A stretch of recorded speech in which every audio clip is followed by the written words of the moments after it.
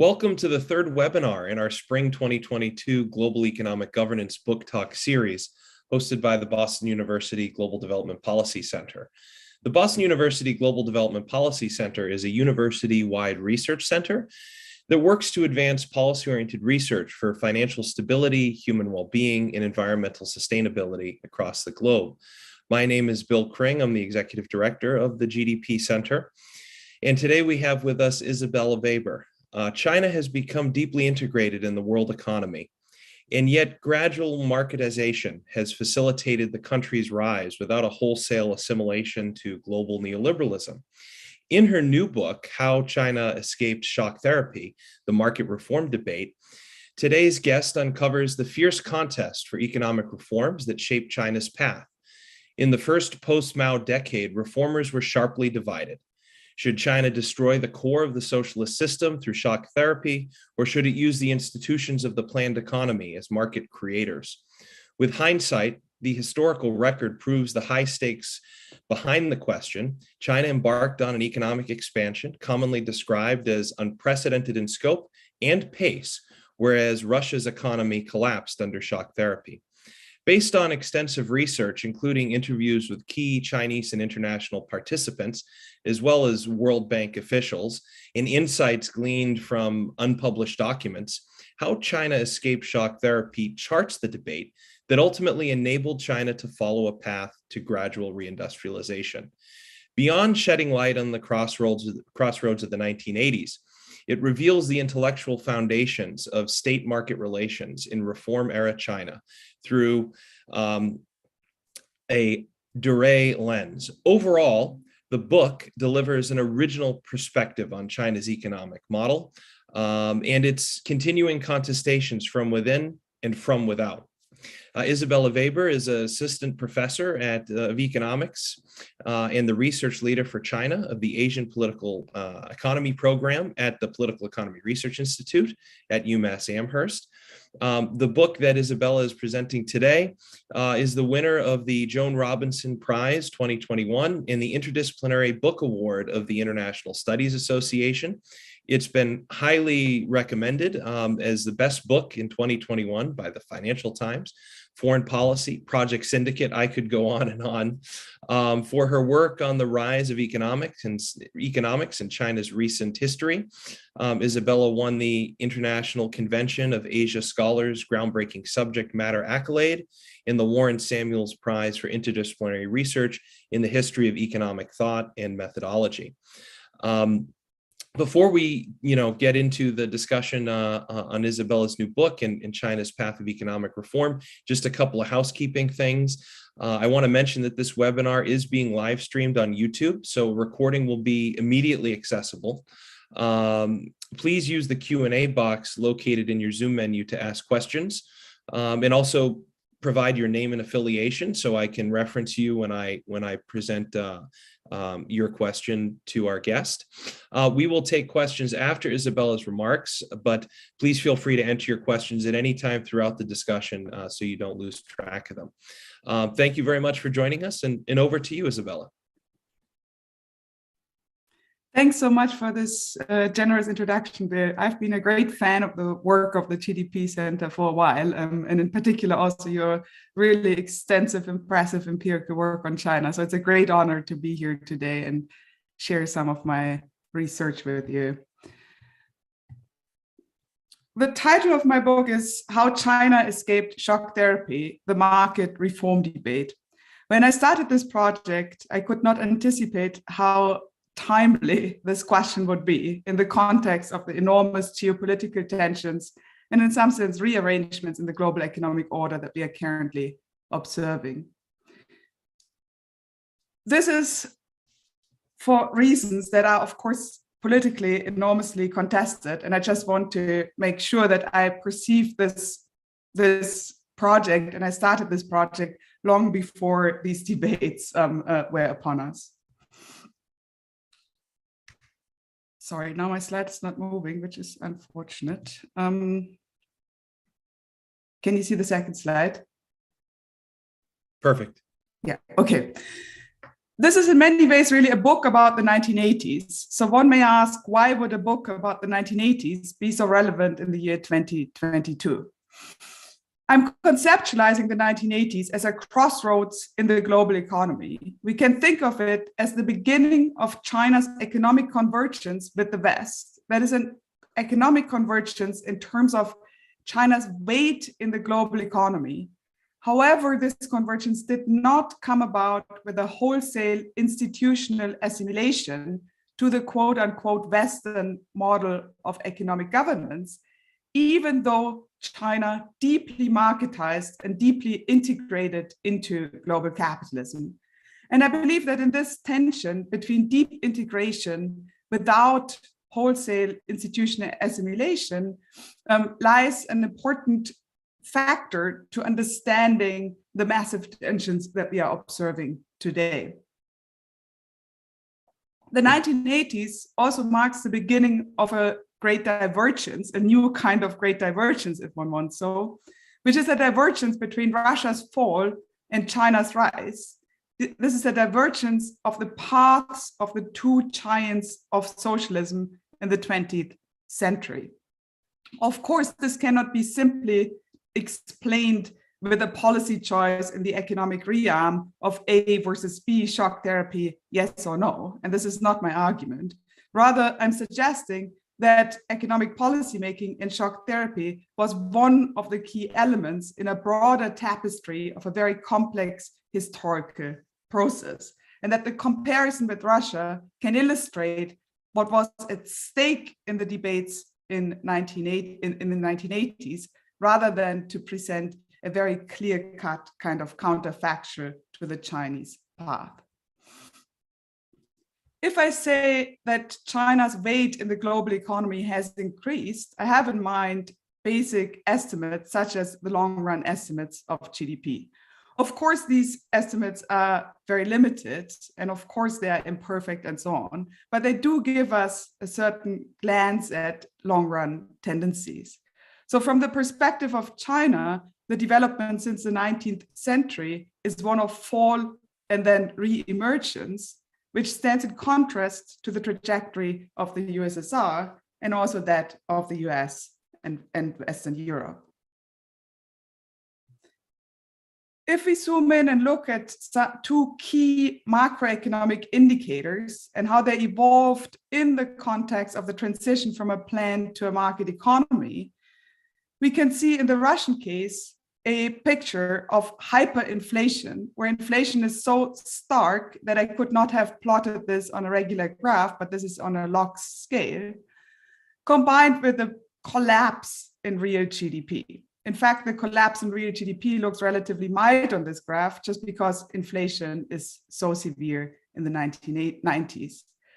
The 1990s saw one of the most dramatic periods of deindustrialization in modern history in the Russian context. So it was not just a collapse in GDP as an aggregate measure, but also a collapse in the industrial structure.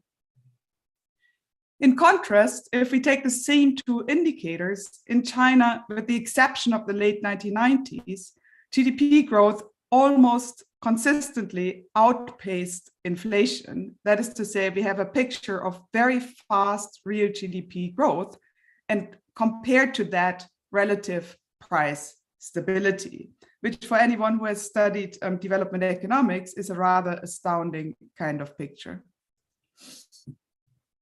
Both countries have seen a rapid increase in inequality. And I'm plotting here data from the Piketty data set, Piketty and co-authors. And we can see that if we take the measure average income per adult by population quantiles, that in the Russian case, there was such a dramatic collapse in incomes in the 1990s that by 2013, the Chinese 99% actually started to overtake Russia, and that the Russian income of the bottom 99% was still not caught up with the level in the early 90s. Of course, this is in real terms. This is not my data. This is data from the Piketty database that I've simply plotted here. So in both cases, stark increase in inequality. In one case, inequality coming about with a general trend of rising income levels. And in the other case, rising levels followed after a very sharp, dramatic decline. We do know the basic logic of economic policy making that was in operation in Russia. It's commonly been described as shock therapy and has been commonly summarized as a package of 4 policies. These 4 policies are liberalization of all prices and macroeconomic austerity, where the idea is that austerity can control the general price level, and the liberalization of all prices would adjust the relative prices, which would then send the correct scarcity signals. And given that macroeconomic austerity was meant to achieve price stability, these 2 things combined were meant to be the key driver in achieving rapid structural adjustment towards a more efficient kind of economy. This was meant to be combined with trade liberalization and privatization. But the initial shock in shock therapy was really the Big Bang, since even the most committed shock therapists acknowledged that privatization would be a slow and complicated process of institutional rebuilding. So the thing that could be implemented quickly and overnight was price liberalization. If this is the kind of broad economics that informed the Russian transition, then what is the economics of China's reform approach? This is the basic question that I'm addressing in my book, and trying to approach this question, I'm taking 2 steps. The first part of the book is situating China's challenge of market creation in the 1980s in a broad context of theories and historical experiences of market creation and price regulation that became relevant in China's 1980s debates. And I just very quickly give an overview of the ones that I'm presenting in the book. So first of all, I think it's important to acknowledge that economics is not something new in China in the 1980s or even in the 20th or 19th century, but that in fact, China has a very long tradition of statecraft that involved very explicit thinking and theorizing of key questions of economic governance. In fact, as the 19th century reform thinkers in China emphasized, China's first economic text was the Guanzi, which goes back to ancient times and predates many of the Western texts in the history of economic thought. The Guanzi is the text that emphasizes the need for state market participation, where economic and social stabilization needs to be achieved through the constant monitoring of movements in the market, a focus on what is heavy to shoot at what is light. This means that the state has to focus on the essential important sectors in the economy, control and stabilize them, not by command and order, but by participating in the market and thus stabilizing the economy as a whole. The canonical example here is the ever normal granary, where in grain production, there's an inherent price cycle due to the cycles of agriculture, where in fall, prices tend to be low because of an overabundance of crops. And in spring and summer, prices tend to go up. So the idea was that public granaries participate in the market by buying grain in fall and adding to supply in the summer, thus stabilizing the price movements in the interest of price stability.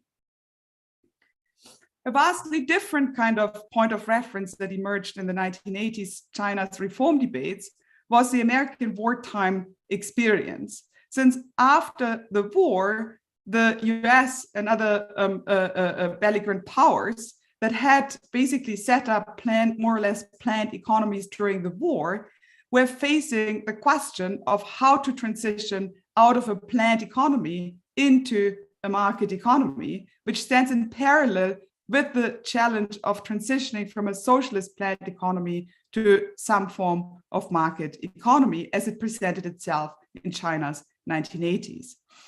during World War II, the United States had implemented very wide-ranging price controls and had achieved an astounding level of price stability in light of very rapid growth in production, in particular when compared to World War I.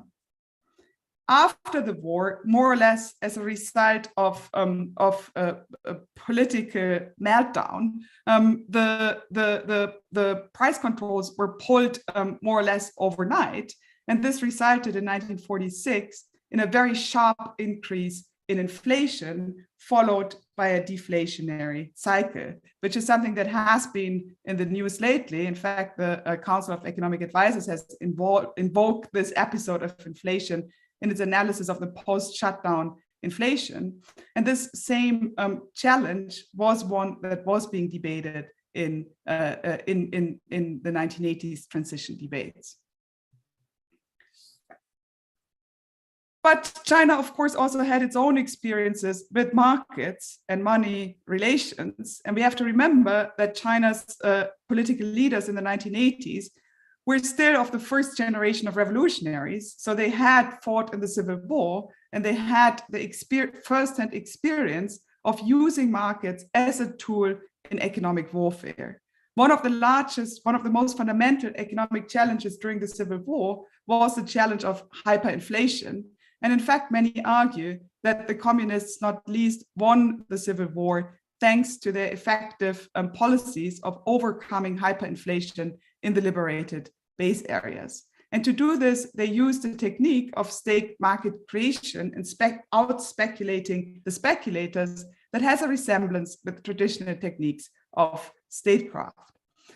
In fact, when I was going through the World Bank meetings, minutes of the 1980s, I found a note by a World Bank official stating, why do the Chinese answer to every question that they have to go back to the liberation period policies? So there was a very, very conscious reference to the experiences during the Civil War and the ways in which the communists had used markets as a tool in the fight for liberation at the time. In fact, probably the most famous statement about China's 1980s reforms, "It is better to be groping for stones to cross the river more steadily," dates to April 1915, when Chen Yun, one of the architects of the early reforms, invoked this saying in relationship to price stability and in relationship to the need for the state to participate in markets and thus stabilize prices while also creating and expanding markets and integrating them into the new Chinese economy. So fast forward to the late 1970s, in the interviews that I have conducted with Chinese economists and officials who were involved in reform policy making in the late 70s and throughout the 1980s, there was fierce disagreement on the question of how to reform. There was broad agreement, and of course this has to do with the sample that I've selected. I've talked to economic reformers. There was broad agreement that in the late 1970s, reform was a choice of no choice, that it was a material necessity. In this context, the idea to use markets as a tool in reforming China's economic system and achieving greater material progress was on the agenda very early on. Already in 1979, Deng Xiaoping told a foreign journalist that saying that the market is limited to capitalism is wrong. Why can't socialism practice market economics?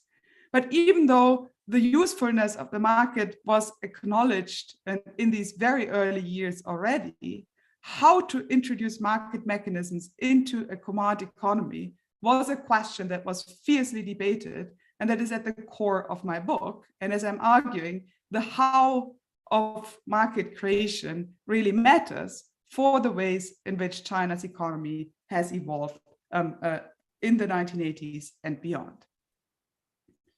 Very broadly speaking, there were two camps of reformers, and of course, strictly speaking, there were more than two. And in the book, I'm delivering a very detailed account of who was involved in which ways and when and so on. But for the purposes of keeping things simple for a short presentation, I'm limiting myself to these two broad camps. On the one hand, there were the dual-track market reformers, who were broadly speaking composed of young reform intellectuals that had spent their youth in the countryside as sent down youth during the Cultural Revolution, and who received crucial backing from older generation leaders, such as Du Rongsheng, who is here in the picture, but also people like Deng Lichun and others. They shared a commitment to the agricultural question and the question of agricultural reform. These young reformers were broadly speaking self-trained in Marxist classics and Maoism during the Cultural Revolution, and then in the late 1970s conducted very broad readings and engagement with Western social sciences, theory, and methodology. The key intellectual inspiration for them, despite the large-scale translation efforts that they were engaged in, I think, was drawn from empirical studies, initially mainly in China and later on also in other countries. So faced with the question of how to introduce market mechanisms into China's command economy, I think we first have to quickly clarify what I mean by this question. And again, this is of course a simplifying heuristic. But if we conceive the command economy as being structured, broadly speaking, around the principle of one idea, of one big national workshop or several provincial workshops for the same sake, but based on these basic principles, then there are command authorities that command production units to deliver outputs and to receive respective inputs from other production units, and prices appear to be a shadow accounting operation. This is how it presents itself on the surface. However, if we look closer, we find that in fact prices did perform an important function that was not the kind of signaling mechanism that we have in mind from the perspective of market economies, but that was a function of redistribution across industrial sectors, where prices in the most upstream, most important sectors were consciously set too low in order to encourage more downstream production, whereas prices in downstream, quote unquote, luxury consumer sectors were consciously set high in order to extract liquidity from the households and achieve price stability. So prices here performed a completely different function than being signals for individual production units. So the question then became, how can one introduce market dynamics into that kind of setup? What was happening more or less spontaneously as a result, not least of the household responsibility system and the success of the agricultural reforms, was the emergence of a dual-track system. Initially, people in the countryside who started to produce for the market started to also demand stuff like wristwatches, radios, and bicycles, and so on, which meant that there was an expansion of market demand in these downstream industries, which resulted in a spontaneous emergence of market mechanisms. As the township and village enterprises started to become more and more important, they also demanded intermediate goods and raw materials, which together with the demand pull dynamic from downstream industries created tendencies towards the emergence of a market track that was more or less spontaneous and bottom-up. The question then was, should this dual-track system be fostered and turned into national policy, or should it be suppressed and a different kind of economic reform approach pursued? Here, a conference in 1984 amongst young reform thinkers from across China played an important role. This is a picture of the Morganshine Conference. They urged ultimately, after days of discussion, for a continuation and systematization of the dual-track system as China's reform approach. In 1985, the dual-track indeed did become China's national policy, and Zhao Ziyang, Prime Minister Zhao Ziyang, who was absolutely crucial and who was a central figure in my narrative in the book, summarized what this would mean to local cadres. He emphasized it would mean four things. It would mean letting go of small, unimportant commodities. This is in some sense the same logic of shooting at what is heavy versus letting go of what is light.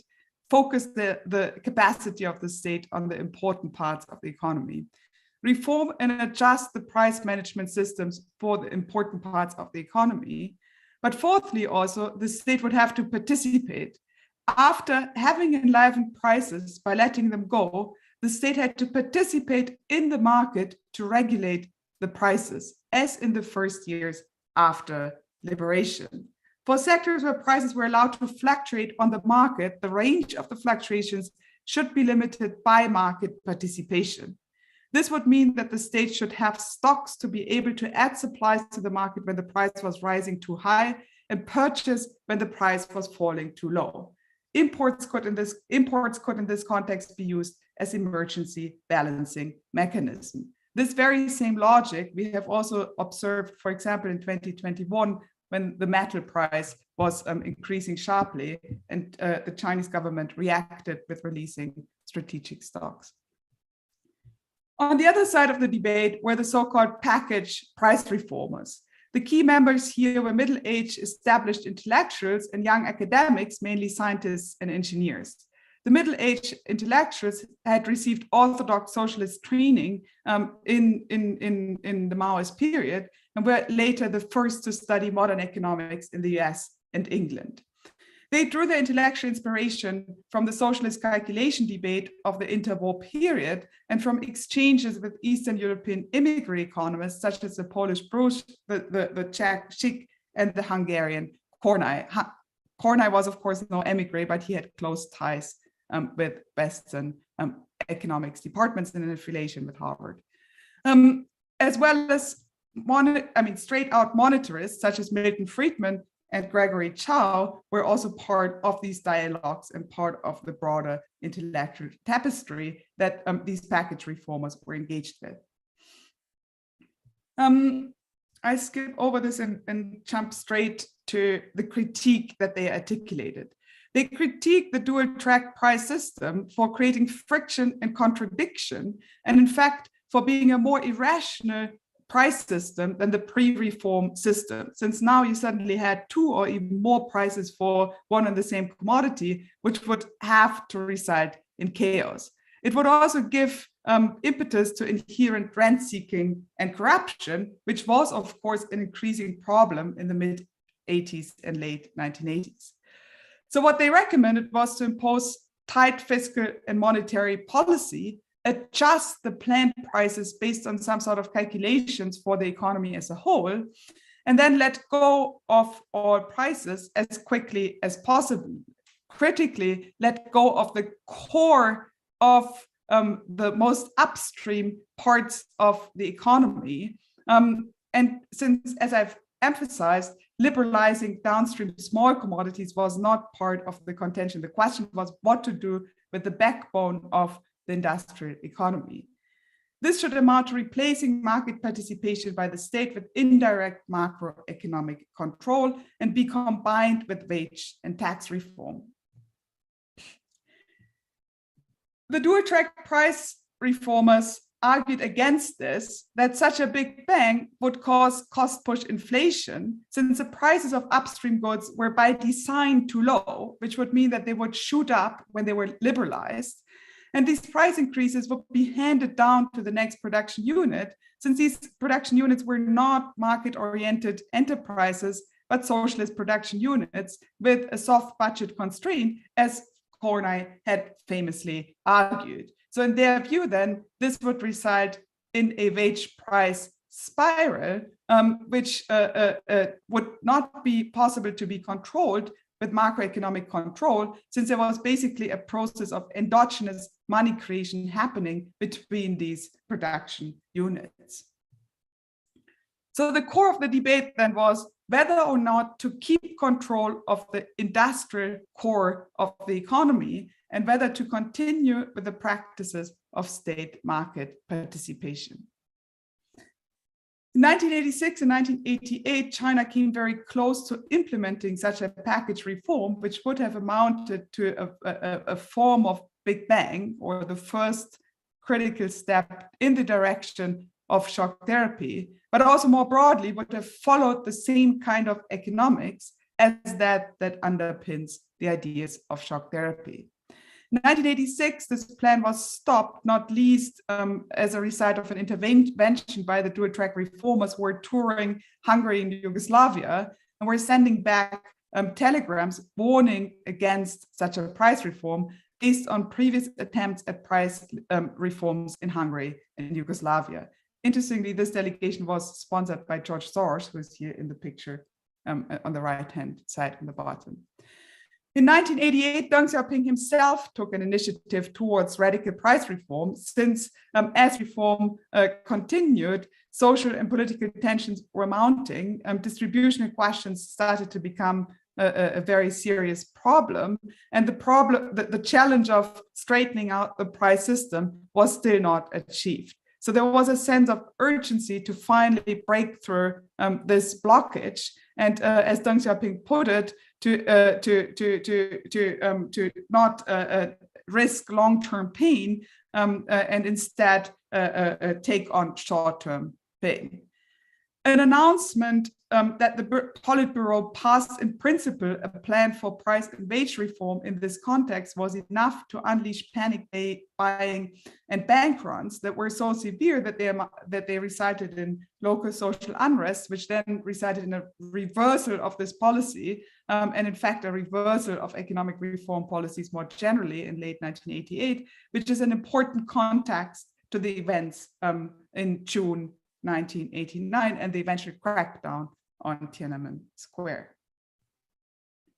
In this context, Milton Friedman makes once more an appearance arguing for radical price reform. However, at this point, the window of opportunity for such a reform move had closed, and this attempt remained without consequence. In conclusion, I think we can say that there were two broad competing logics of market creation: the logic of shock therapy, which is a logic of comparative statics, where one starts from a stylized model of the old system and a theoretically derived target model, where reform then is a shock that shocks the system from an old model to a new model. The target model critically is based on the idea of complete markets, the Verrassian idea of complete markets. And these complete markets are meant to be achieved by destroying the plan. So the plan has to make space for the markets to emerge spontaneously. In contrast, the logic of the dual-track system is one of starting from an analysis of prevailing economic forces and institutions to identify ways to create reform dynamics at the margins of the system. And these dynamics then eventually become so strong that they change the core of the system, but they are unleashed and fostered starting from the margins in order to transform the core, rather than starting from the core in order to change the whole system as quickly as possible. The aim here is re-industrialization without losing control of social and political stability, and market forces are seen as a means in a larger transformation process that need to be guided by the state rather than expecting for them to emerge spontaneously when destroying the plan. Why was China's policy choice not the Big Bang, but the dual track? I think it's important to acknowledge that China's leaders in the 80s were not prepared to risk the survival of the communist state and to endanger their vision for long-term development. So when Deng Xiaoping says we need to take on short-term pain in the name of long-term development, he also means that we cannot sacrifice long-term development. The Big Bang seemed to promise a scientific solution to economic system reform, but ultimately it was found to not create a viable market economy, while at the same time undermining the institutions that were in place. I think the most critical factor is that a dual-track system had emerged gradually and was a policy alternative that the Chinese leaders could fall back on. However imperfect and second best it was, it allowed them to not do the Big Bang. This was based on distinguishing between essential and inessential goods and relying on such a systematic assessment of the concrete economic conditions and always feeling the next step forward. Thank you very much for your attention. Thank you so much. I think we'll take a few questions at a time if that works for you, Isabella. And so the first one that we have is from Lazar Conforti, who says, thanks for a fascinating talk. Could you elaborate a little bit about what role debates on the agrarian question played in thinking about market reforms? Then we have another question from William Mejia. Thanks for a great presentation. Taking this experience from the policy design perspective, the notion of the market as a neoclassical orientation should be discarded.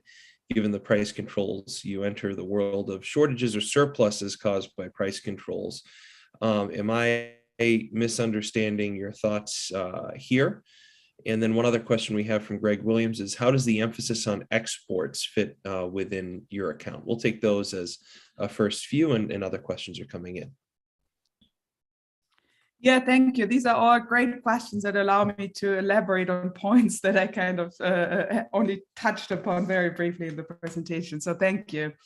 On the agrarian question, this was absolutely central. In fact, I think we have to think of the agricultural reforms as a process that kind of combined bottom-up initiative with inductive research, where basically there were bottom-up initiatives, but these bottom-up initiatives would not have translated into national economic policy if it wasn't for research teams to go around and try to understand how these bottom-up initiatives were working, try to tweak some of the policy arrangements that were found on the local level, and then basically aggregate these insights into national policy.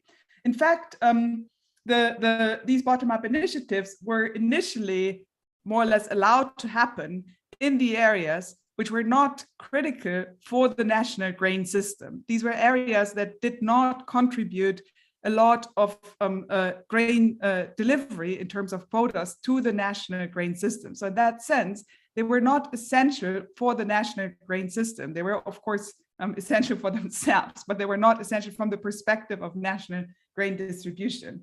And these experiments then gradually were transferred from these more marginal, more peripheral agricultural sites into the most important grain producing regions. Excuse me, I have this horrible allergy which sometimes cuts off my voice.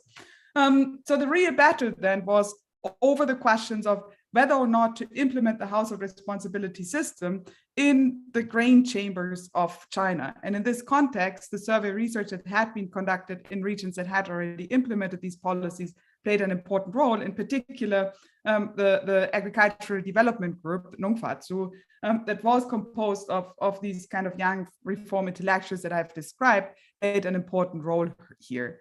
So these young reform intellectuals then in many ways only became important players in the national policy debate through their involvement in the agricultural reforms, where the success of the agricultural reforms was the breakthrough for the reform agenda more generally, was also the stepping stone for leaders such as Zhao Ziyang and Wang Yi to emerge to some of the most powerful reform leaders in China, and in fact presented an opportunity for these young reformers to be in dialogue with China's central leaders at a time where some of them were not even party members, which is basically unthinkable nowadays. So in that sense, both sociologically, institutionally, but also in terms of the logic of reform, the agricultural reforms were absolutely critical, since the agricultural reforms ultimately followed the logic of a dual-track system, and the logic of the dual-track system was then transferred into the urban industrial core along the lines which I've tried to present. I think it's also important here that from the perspective of the Eastern European visitors who came to China in the early 80s, they were very, very impressed with the success of the agricultural reforms. We're emphasizing that these were successes on a scale that they had not seen in Eastern Europe. So in that sense, the agricultural reforms also gave an enormous credibility to the dual track approach from the perspective of the kind of alternative paradigms of system reform based on target models that came out of the exchanges with Eastern European counterparts. Eastern European émigré economists, I should say, not Eastern European officials from within the socialist system. Okay, the next question on price controls. So I think it's important to see that the price regulation regime, if you want so, in China's 1980s was very complex and combined a whole range of different modes of regulating prices. It did include straight out price controls for the part of the plan that was continued.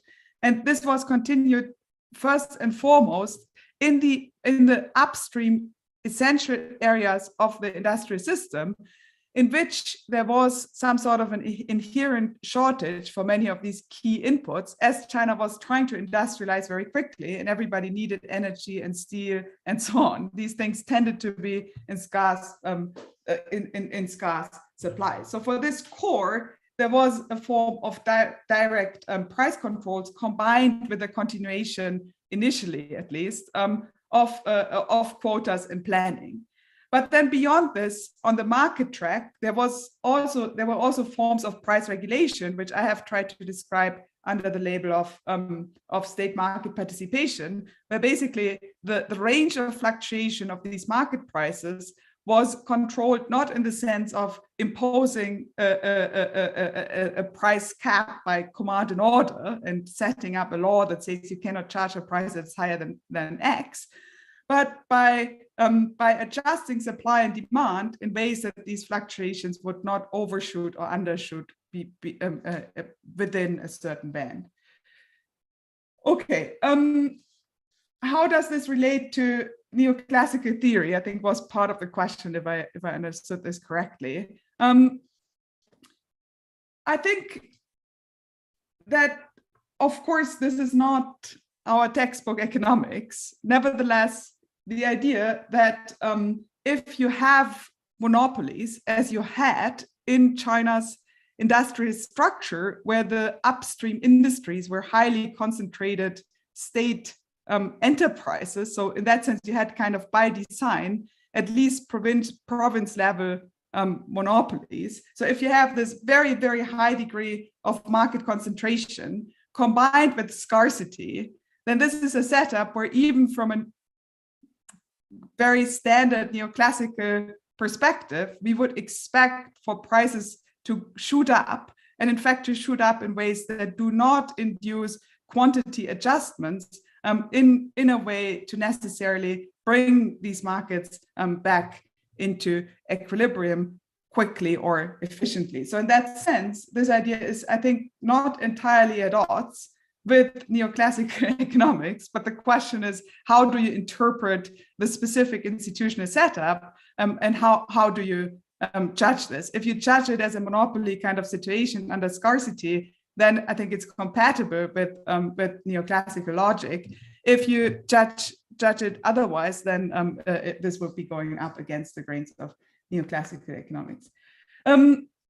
Of course, it also goes up against the idea of complete markets, which is a key tenet of Walrasian general equilibrium theory, but which is a different corner of neoclassical economics, if you want so. As regards the question of exports, so of course, the special economic zones were already established in the late 70s, but at that time, there were still like basically tiny islands within China's economy. Only with the coastal development strategy in the late 80s, exports became a more integral part of China's development strategy. And in fact, the coastal development strategy was designed by Zhao Ziyang and some of the advisors that I have broadly speaking described as dual track reformers in the last years of the 1980s, where the idea was that China would have a competitive edge over the East Asian tigers that were about to lose their competitiveness in labor-intensive light industry manufacturing, and that China could use this advantage to attract foreign capital and thus basically export its cheap labor power, which would enable China to import capital goods and technology without risking foreign indebtedness, to learn from foreign management techniques in order to eventually upgrade the core of its own industrial system. So in that sense, exports were an important part of this strategy, but the idea was not that China's development path would be one that would simply rely on an export orientation, but that exports would be used strategically as part of the national industrial development project. So in that sense, there was also, in that context, there was also an acute awareness that due to China's size in the world economy, China could not rely simply on export-led growth, since China was too big to base its own development entirely on the global market. Great, thank you. I think we have time for at least one more round of questions. This one comes from Hans-Georg Herr from Berlin. What role played in Chinese development that the financial system is kept under state control, almost no private banks? What role does that play? Robert Walker asks, is China's socialist market economy vulnerable to US demands for a level playing field in the context of international economic competition? Robert Walker is at Beijing Normal University in Oxford. And then we'll take one more. With all the caveats, would you still describe China as a country on a socialist path? Why don't we take this round and then we'll do one more. Yeah, great, thank you. So the state control of the, excuse me, the state control of the banking system is, I think, absolutely essential to the working of China's system. And in fact, I would think of it as part of this logic of keeping pretty tight control of the essential rearms of the economy, where maintaining state ownership and state control over the banking system is one important cornerstone. On the question of China's socialist market economy and the challenges of the tensions with the United States, my impression is that China remains highly dependent on foreign technology in key technological areas such as computer chips, which are, of course, which has kind of been illustrated to us in the pandemic, how critical computer chips are, right? Even for those of us like myself who are not necessarily studying computer chips in the context of the supply chain issues, it became abundantly clear that if you don't have computer chips, then you cannot produce a whole range of products, right? So in some sense, this is one of the most essential goods in given our state of technological development. It's kind of like matter might have been in earlier times. So from that perspective, I think that in this realm, China continues, and I mean, I'm not an expert on technology, but my sense is that China, from what I read about these things, that China continues to have an enormous vulnerability in this field. It was also quite interesting how when the sanctions against Huawei were implemented, Huawei was scrambling to come up with an alternative operating system because Huawei phones were operating on Google Android. So a lot of the elements that make Chinese manufacturing smart, if you want so, are still highly dependent on global value chains. So in that sense, I think there is a huge vulnerability. That being said, if one reads Chinese government documents in the recent years, then there has been reference to the risk of global instabilities and global turbulences and so on for a pretty long time. So I think it's also clear that China has been trying to do whatever they can to prepare to buffer these kind of vulnerabilities that emerge from these tensions. But beyond that, I think it's really up to people who understand much more about these technologies than I do to make judgments. The question of whether China is socialist or not, I think raises the question of what does it mean to be socialist, to which I do not have a very good answer. I would say that China is deeply integrated into the capitalist economy, that the capitalist class, if you want to use that language, plays an important role in China's economy, that a very large part of the Chinese population has become a working class in the sense of a working class under capitalism.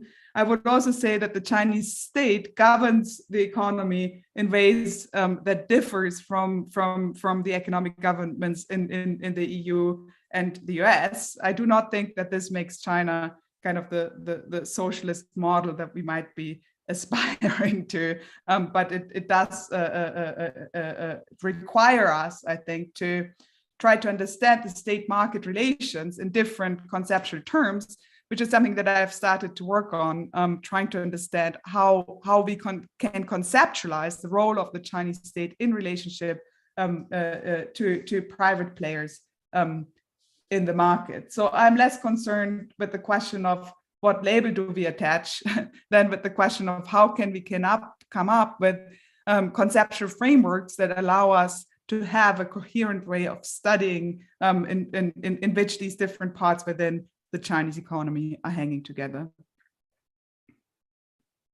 Thank you. And just the last round here, just a rapid fire round, so I'll give a few. Amit Sudakan asks, can you reflect on China's pegged currency and its impacts on trade? Why such a heterodox economic instrument worked? Let's see. We have a question from Jörg Bibo at Skidmore. Germany was mentioned among countries studied in 1950. I suppose this refers to the 1948 price and currency reforms and what became West Germany in 1949. What lessons did China take from this? I am thinking of the contrast with the ordoliberal mantra of establishing markets, but not interfering in them. And then Yan Wang from the GDP Center says, thank you for a fascinating analysis. Justin Lin and I have written papers on China's gradualist reform. Do you think that the IMF and the World Bank made a serious mistake in misguiding the policy makings in Russia with neoliberal policy recommendations? And Yan Wang adds, I think that their capital account liberalization is misleading and contributed to some financial crises. And yeah, why don't we take those as a last round? Some easy questions for 5 minutes. Thank you very much. These are all great questions. On the Germany question, I actually have a paper forthcoming in a book edited by Quinn Slobodian and Dieter Plewe, where I'm analyzing the role of ordoliberal advisors in China in the 1970s and 1980s.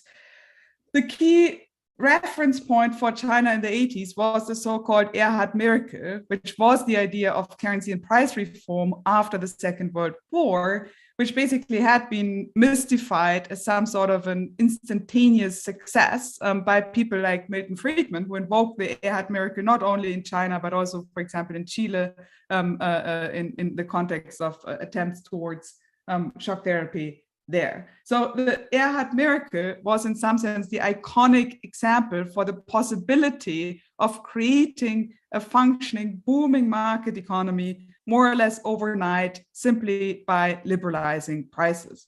However, if we look more closely at the economic history scholarship, often in German language, on what actually happened around the currency and price reform, then this was by no means as clear-cut of an instantaneous success as it's being made out to be. Instead, in fact, the price liberalization were followed by very sharp increases in prices, social unrest in the first general strike in post-war West Germany, where people were basically questioning the wisdom of having a market economy altogether.